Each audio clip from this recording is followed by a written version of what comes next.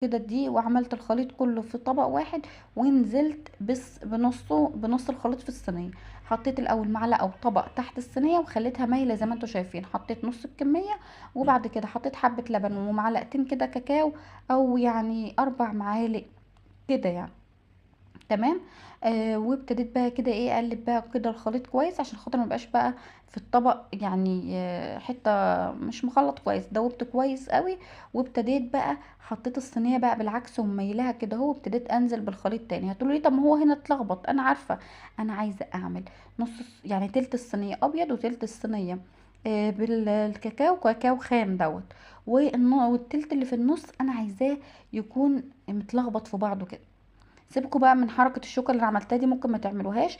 كده كده من غير ما تعملوها، هو التلت اللي في النص ده هتلاقوه مشكل. المهم الصينية الفرن طبعا كانت سخنة، وحطيتها على شبكة الفرن